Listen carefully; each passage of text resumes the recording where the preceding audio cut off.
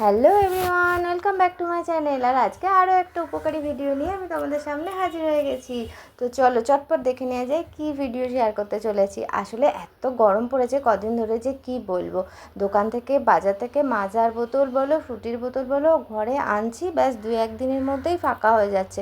তো সেই জন্য ভাবলাম গরম তো পড়েছে, দেখো ফ্রুটি মাজা খেতে তো সকলেরই মন চায়, কিন্তু অন্তত যে কদিন আমাদের হাতের কাছে কাঁচা আম পাকা আম আছে সেই কদিন যাতে এই বোতলগুলো কেনা একটু কম হয়, তো সেটার জন্যই একটা প্রিপারেশান রেডি করে চলে এসেছি তোমাদের সাথে শেয়ার করতে।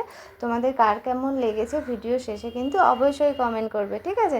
তো চলো আপাতত দেখে নিই কী কী লাগছে। আমাদের এই হোমমেড ফ্রুটি বানানোর জন্য লাগছে কাঁচা আম আর পাকা আম, তবে কাঁচা আমের পরিমাণ কম আর পাকা আমের পরিমাণ বেশি, মানে ধরো ওই 3 ভাগের 1 ভাগ আমি এখানে কাঁচা আম নিয়েছিলাম আর বাকিটা পুরোটাই পাকা আম নিয়ে নিয়েছি। তো প্রথমে আমগুলো ভালো করে একটু জলে ভিজিয়ে রেখেছিলাম বেশ কিছুক্ষণ, তারপরে কেটে নিয়েছি পিস করে। আটিগুলো তো দেবো না, মিক্সিতে যেহেতু গ্রাইন্ড করে নেবো, তো সেই জন্য আমি কাঁচা আম আর পাকা আমের সাথে একটুখানি জলও ব্যবহার করছি যাতে মিক্সটা স্মুথলি হয়ে যায়।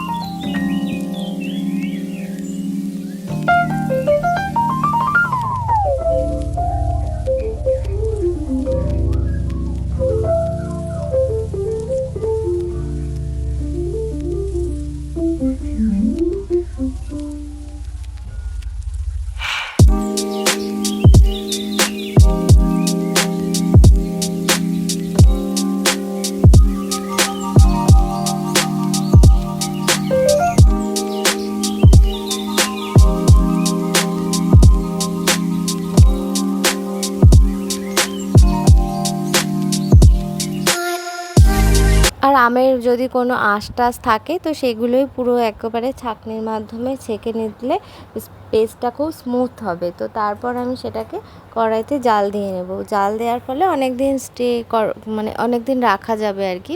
তো সেই জন্য কড়াইতে আমি এটা ভালো করে জাল দেবো, আর জাল দেওয়ার সময় আমি এতে কিছু পরিমাণ চিনির বদলে গুড় ব্যবহার করেছি, আখের গুড়। চিনিটা যেহেতু খুব একটা খাওয়া ভালো না বলে আমি একটু চেষ্টা করি চিনিটা অ্যাভয়েড করার জন্য, তাই জন্য আখের গুড় ছিল সেটাই ব্যবহার করে নিয়েছি। আর হ্যাঁ, আমি যখন কড়াইতে করছিলাম তখন না আমি সামান্য একটা মোটামুটি গোটা একটা পাতিলেবুর রসও ব্যবহার করেছিলাম, কিন্তু সেটা ভিডিও অফ হয়ে যাওয়াতে ওইটা আর হয়ে ওঠেনি। তো আমি সেটা মুখেই ওই জন্য বলে দিলাম, তোমরা যদি করো একটা লেবুর রসও দিয়ে দিও, তাহলে অনেক দিন রাখা যাবে আর কি, খারাপ হবে না। তো তারপরে এরকম করে আমি কড়াইতে বেশ কিছুক্ষণ জাল দিতে দিতে যেই জলটা আছে আর কি ওটা অনেকটা টানানোর ফলে বেশ ঘন মতন হয়ে আসবে।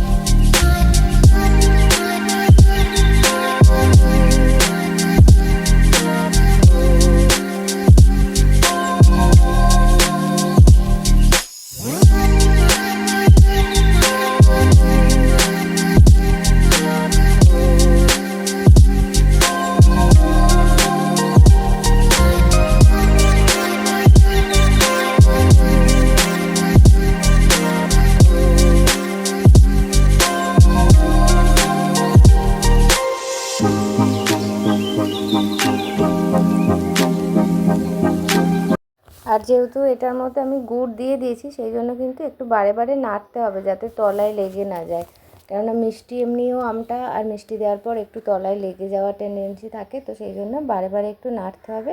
আমি এখানে আঁচটা মিডিয়ামেই রেখেছিলাম। তো দেখো জলটা অনেকটা টেনে গেছে, এবার মানে ঘন মতন একটু হয়ে যাবে জাল দেওয়ার পরে। এখানে চাইলে তোমরা অরেঞ্জ কালারের ফুড কালারও ব্যবহার করতে পারো, ওটা অপশনাল, আমি এই জন্য ইউজ করিনি।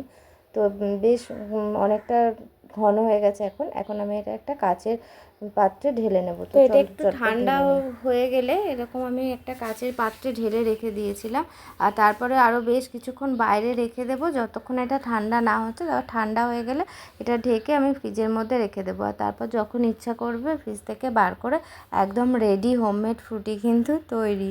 তো আর এটাতে যেহেতু আমি জাল দেওয়ার সময় গুড় ব্যবহার করেছি, তো এটা বেশ মিষ্টিই হয়ে গেছে অটোমেটিক। আর বাজারের ফ্রুটিগুলো কিন্তু একটু টক টকটকও ভাব থাকে, তাই জন্য এখানে আমি একটা কাঁচা আমও ব্যবহার করেছি আর জাল দেওয়ার সময় একটা পাতিলেবুর রসও ব্যবহার করে নিয়েছি। তাই জন্য কি মানে বাইরের ফ্রুটির সাথে এই ফ্রুটিটা, হোমমেড ফ্রুটিটা কিন্তু অতটা বোঝা যাবে না। তোমরা একবার বানিয়ে বাড়িতে ট্রাই করতে পারো।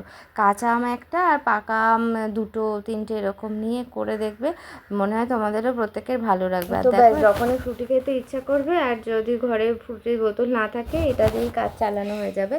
ফ্রিজ থেকে বার করে কয়েক চামচ নিয়ে নেব আর তাতে যোগ করে নেব কয়েক টুকরো বরফ আর একটু সামান্য ঠান্ডা জল, কেননা এতে তো চিনি বা গুড় দেওয়াই থাকবে, সেই জন্য আর আলাদা করে এখানে সুগার বা মিষ্টি কিছু অ্যাড করতে হবে না। ব্যাস জল দিয়ে মিশিয়ে নিলেই, বরফ দিয়ে একটু নেড়ে নিলেই কিন্তু একদম হোমমেড ফ্রুটি খাওয়ার জন্য তৈরি। তো তোমরা যতদিন হাতের কাছে এরকম পাকা আম কাঁচা আম পাওয়া যাচ্ছে, ততদিন কিন্তু বাজার থেকে ফ্রুটির বোতল না কিনে এইভাবেই ঘরে তৈরি করে নিতে পারো, একদম হোমমেড ফ্রুটি। তো সেই জন্য আমিও তোমাদের সাথে এই ভিডিওটা একটু শেয়ার করে দিলাম। আর তোমাদের যদি ভালো লেগে থাকে তো ছেড়ে যাওয়ার আগে একটা ছোট্ট করে লাইক করে দিও। আর যারা যারা আমার চ্যানেলে এখনও সাবস্ক্রাইব করোনি, তারা যদি চ্যানেলটাকে সাবস্ক্রাইব করে নাও তো খুব ভালো হয়। তো তোমাদের সাথে দেখা হবে পরের একটি নতুন ভিডিও।